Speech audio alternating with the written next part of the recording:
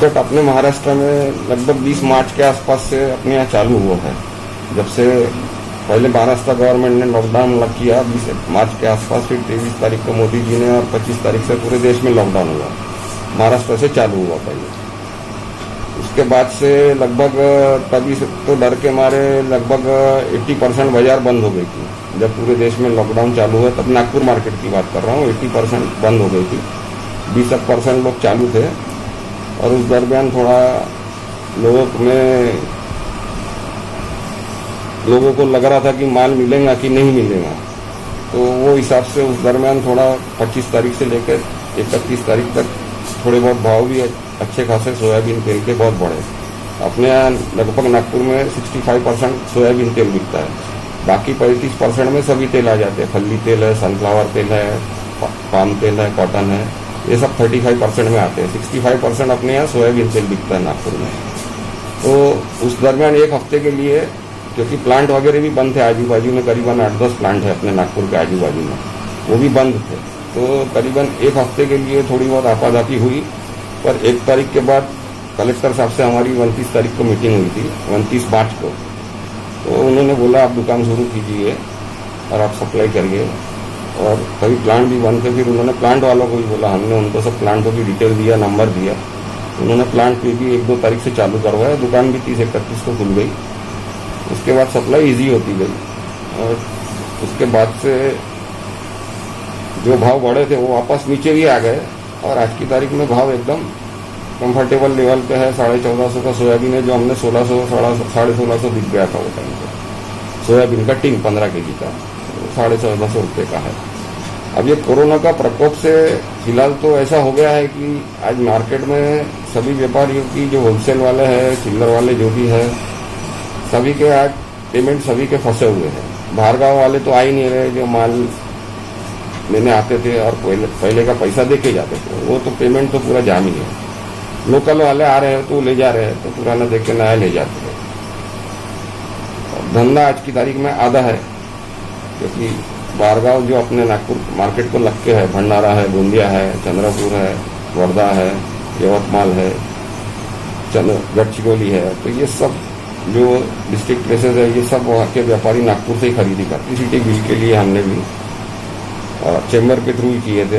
Bank rate भी अभी 3 महीने का इंटरेस्ट माफ करने के लिए बोले हमने। ये 3 महीना जो भी लॉकडाउन का पीरियड है, एटलीस्ट 2 महीना तो होने आया, दूसरा महीना चालू है, हो सकता है और खींचेंगे महाराष्ट्र गवर्नमेंट, और 1 महीना खींचेंगे, 15 दिन खींचेंगे, ऐसा लग रहा है। 3 महीने का हमने बैंक का इंटरेस्ट ही माफ होना चाहिए, जिनके भी लोन खड़े हैं बैंक पे, क्योंकि पेमेंट ही नहीं आ रही। मैं आपको वही स्टेज पे आ रहा हूँ, पेमेंट ही नहीं आ रही है, तो बैंक के इंटरेस्ट भी माफ, 3 महीने का बैंक का इंटरेस्ट ही बैंकों ने माफ करना चाहिए व्यापारियों का, तो व्यापारी सस्टेन कर पाएंगे। आज हम हमारे स्टाफ को, हमारा धंधा चालू है तो हम तो पूरी सैलरी दे रहे हैं, भले कोई स्टाफ आ रहा है कोई नहीं आ रहा है, हम रोटेट कर रहे स्टाफ 50% स्टाफ को 4 दिन बुलाते, बाकी के 3 दिन 50% स्टाफ को बुलाते हम काम कर रहे हैं।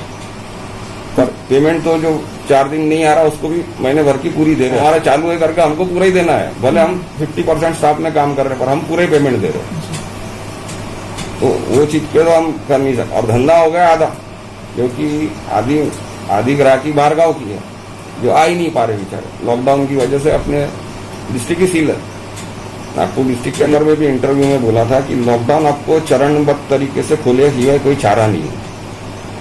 चरणबद्ध में यानी आप एसेंशियल कमोडिटीज तो वो थोड़ी बहुत चालू है, धीरे धीरे करके आप अमुक मार्केट खोलिए जहाँ जो एरिया में तकलीफ नहीं है, जो एरिया ग्रीन जोन में, ऑरेंज जोन में, वो तो एरिया खोल सकते हैं आप। धीरे धीरे गवर्नमेंट को खोलना ही चाहिए, नहीं तो इकोनॉमी पूरी क्रैश हो जाएगी, पूरे रोटेशन सबके खत्म हो जाएंगे, व्यापारी तकलीफ में आ जाएंगे, इंडस्ट्री तकलीफ में आ जाएंगी।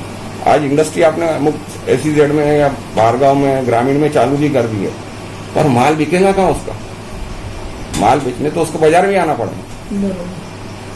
वो चालू करके कितने दिन चालू रखेंगे, जब तक उसका माल तो रिटेलर के थ्रू बिकना है। कपड़े वाला बोलो, किराने वाला बोलो, तेल वाला बोलो, या एनी कोई भी इंडस्ट्री बोलो, सूटकेस बोलो, एनी इंडस्ट्रीज बोलो आप, 10 टाइप की इंडस्ट्रीज है, कैपिटल गुड्स इंडस्ट्री है, कोई भी इंडस्ट्रीज है, लोहे की है, कोई भी है, वो चालू करके क्या करेंगे? 10 दिन 15 दिन।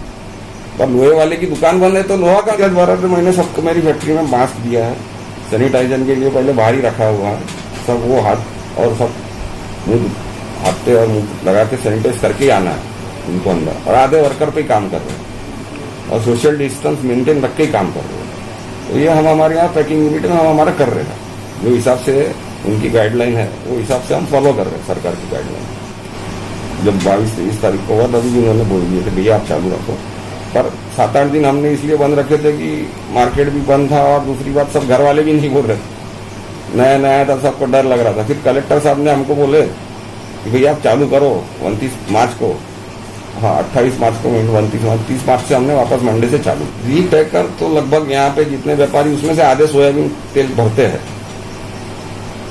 झाड़गिरी ये साल में 4-5 बार कहीं ना कहीं होता ही है, जहाँ उनको फूड डिपार्टमेंट को लगता है कि ये व्यापारी कर रहा है कुछ गलत काम। तो आप लोगों ने खराब होते कभी कभी होता है। और अभी वापस भी मैंने बाद में भी मीटिंग बुलाया था मैंने 4 या 5 तारीख को अप्रैल में, और वो सबको बोला गया है कि भैया आप कभी भी कोई भी गलत काम भी मत करिए और रेट भी रिजनेबल रखिए। और जब रेट 1600 के ऊपर चले गए थे तब मैंने 4 तारीख को मीटिंग बुला के 1600 के ऊपर सोयाबीन का डब्बा नहीं बिकेगा वो मैंने रेट भी बांध दिया था और सभी पेपरों में भी दे दिया था। और आज की तारीख में तो सोयाबीन का हमारा होलसेल में रेट 1450 ही है, यानी इतना 100-150 रुपया कम भी हुआ है, क्योंकि सभी इंडस्ट्री की एडिबल ऑयल की सप्लाई कम हो गई। सप्लाई अच्छी है पर डिमांड कम है। पहले का उसका कोई माल लिया होगा, 15 दिन पहले का माल उसका पड़ा होगा, तभी भाव थे 1550, आज भाव 1450। अब जो आज उनको अपना थोड़ा सा माल हल्का करने को टाइम लगता है, 8-10 दिन वो रेट खींचते हैं। उनको फिर ये जब नए भाव का वो लेंगे तब वो कम कर। एसोसिएशन है वो होलसेल और सेमी होलसेल का है। एडिबल ऑयल का हमारा जो एसोसिएशन है वो होलसेल और सेमी होलसेल का है। रिटेल एसोसिएशन है, चिल्लर किराना मर्चेंट अलग है। मर्चेंट एसोसिएशन नागपुर का अध्यक्ष राजेश ठक्कर हूँ।